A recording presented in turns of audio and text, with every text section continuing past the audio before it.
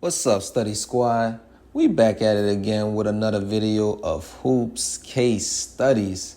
On this channel, we study and analyze hoop cases at all levels and different eras, like the NBA, WNBA, college, All-American, and even street ball. Point is, we gather around this time to discuss these many cases by researching the nets. On this episode, we continue our talk about the first round, the NBA 2023 draft picks, highlighting the 15 to 30th selections. We'll be revealing some of the picks that could immediately contribute and uncovering a couple potential stars. But I'm your host, Jay Chili, so without further ado, let's get it. So let's get into the draft. At number 15, we got the ATL Hawks, Kobe Buffkin. Number 16, there's no such thing as Jazz in Utah, Keontae George. Number 17, the Lakers with Jalen Hood-Schifino. Number 18, the Heatles with Jaime Jaquez Jr. Number 19, the Warriors with Brandon Podziemski.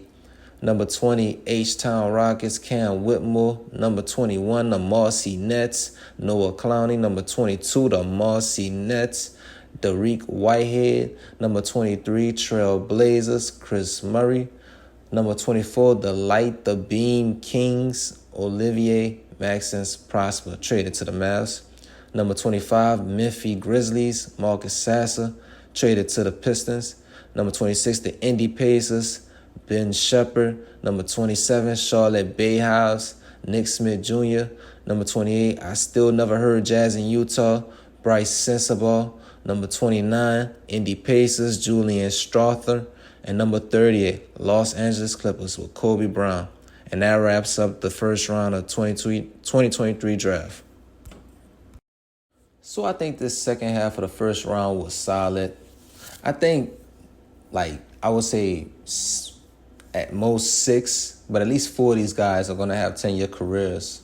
Over the past recent drafts, there's been a trend of teams that have gotten great value for this range 15 to 30, So let's go back and examine, a couple years ago. Let's start off with 2021 picks like Trey Murphy, Alperen Sengun, Quentin Grimes, and then from 2020, such as Sadiq Bey, Tyrese Maxey, Desmond Bain, Jaden McDaniels, Emmanuel Quickly, and then 2019, Brandon Clark, Grant Williams, Nasir Little, Jordan Poole, Keldon Johnson, and Kevin Porter Jr. And now the 2022 draft is still on trial, but players like, Mark Williams, Christian Braun, Walker Kessler, they have shown they could be staple NBA players. I do believe there are more recent players in that range, but those are the players that I believe are premier players.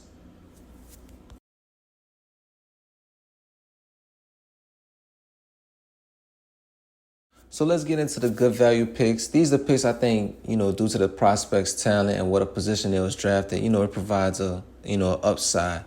Number 20, first and foremost, Houston Rockets, Cam Whitmore. Cam is a 6'7" NBA-ready body from day one, with 6'9" wingspan, could play either 3 or 4 in the modern era, but he shows a classic, small forward style, from the early 2000s era, athletic, crazy, quick first step, and shows a decent touch from 3 with 34% in college. For now, I see a Jay Crowder mode, but much more explosive. Hopefully his health holds up. He could be a key piece in the core of what the Rockets are building. Number 27, Hornets, with Nick Smith Jr., 6'5" with a 6'8" wingspan. When I see Nick Smith hoop, the first thing that comes to mind is electric. I see shades of Tyrese Maxey in his style of attack on offense. Could get a shot up at the most unblockable creative angles, but could he be, consistent? That's my main question. Shot looks good, but had a below average percentage in college. Good defender and will be in the NBA as well. He's a boomer pick, a boom or bust pick for sure, but I like him. I see it in him. And then number 28, still no Jazz in Utah with Bryce Sensabaugh. First thing that comes to mind when I see this guy play, he was definitely inspired by Kobe. Tough shot maker. I think he preferred, it fully contested rather than, wide open. But he could score at like all three levels. He could be a walking mismatch due to being 6'6" with a 7'2" wingspan, having the strength of a center. On the Jazz, I see him starting off as being a bucket off the bench. He struggled moving his feet, at times at D, and he could get cooked for sure. But if he struggled in college, he most definitely going to have his lumps in the NBA. But good value here for the Jazz.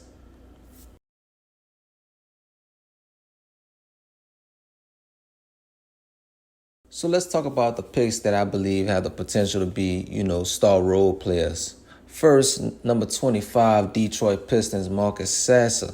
6'2" with a 6'7" wingspan, a bomber, what I like to call him, from three. He shot at a good rate, 38% from the three in total, throughout his college, but 44% his junior year. He was first team All-American since Hakeem and an all-time three-point shooter at University of Houston. Now, he could get a little streaky shooting at times, but also he's a tough, pesky defender. He gambles a bit, but he needs to stay a little more disciplined at the next level. Also, he had a great assist-to-turnover ratio. I do think if Sasser was 6'5", he no doubt would be a lottery pick.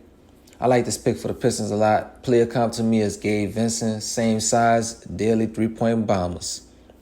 Number 24, Dallas Mavericks, Olivier Maxence Prosper, a.k.a. Omax.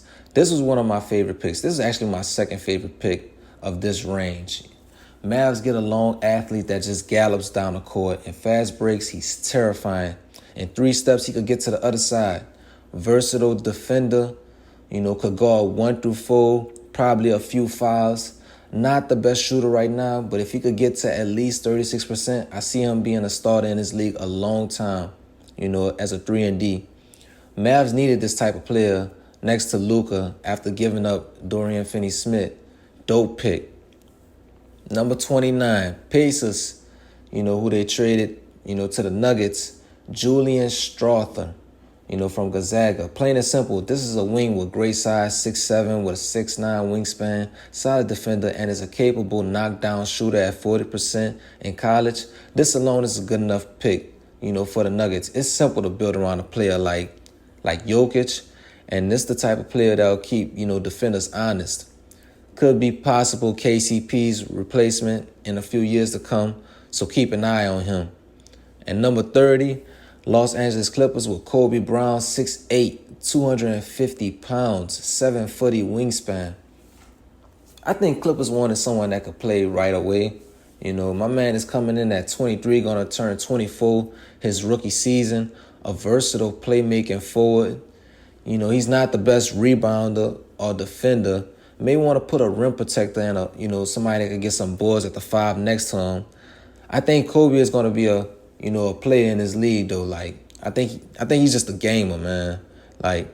He can make himself effective on the court just by being smart. I think, he can at least get to average defender. Of course, he's going to have a lot more minutes.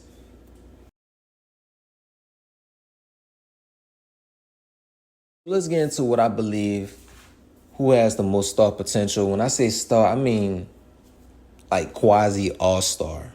Meaning this guy's ceiling is good enough to produce all-star numbers, throughout his career. Number 16, the Utah Rockies with Keontae George, 6'4" combo guard that could flat out score anywhere, past half court. Another three-point bomber. Could get a little chucky at times, needs to work on that shot selection. But I think that was situational. Really good defender. Can be a bit pesty, strong frame, NBA-ready body. Another boom or bust project. If he learned to, be more of a consistent playmaker and a bit more with his, efficient with scoring, I definitely seen him being a starter a long time, being that Jazz combo guard, starting next to Laurie, and Kessler. And number 18, the Miami Heatles select Jaime Jaquez Jr. What can I say, man? He's my favorite pick. He drafted Jimmy Buckets 2.0.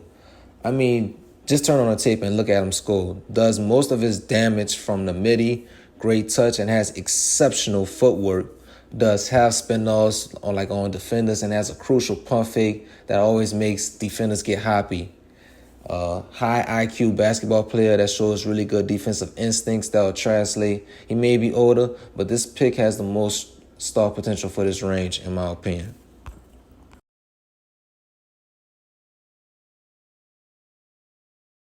So like I said before, teams have been getting good value at this range the past couple years. We tend to at least see like one or two quasi all-stars, coming from this range with at least 3-star role players, I think the biggest winners of the first round was the Rockets, the Jazz, the Pistons, and the Mavericks. Rockets get good value with Thompson, and they was able to get Whitmore when he was slipping, which I think is a steal. They just keep getting more and more athletic. Utah, they got Hendricks, but they weren't done. They got George and Sensabaugh, which is excellent value. Those are, I think, at least 2 of those 3 picks are going to become NBA players for years to come. Pistons keep making under-the-radar moves. They just got Joe Harris, and, they got a Thompson twin and another guard to replace Hayes, who I think he probably would fit better with Cade and Ivy, as a shooter, and Sasser.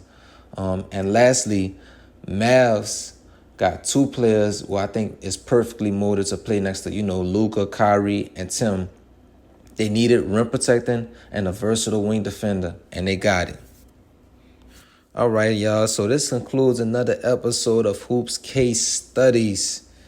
Yeah, we're gonna be dropping more videos. The free agency is going crazy right now. Shams and Wool just blowing up my phone.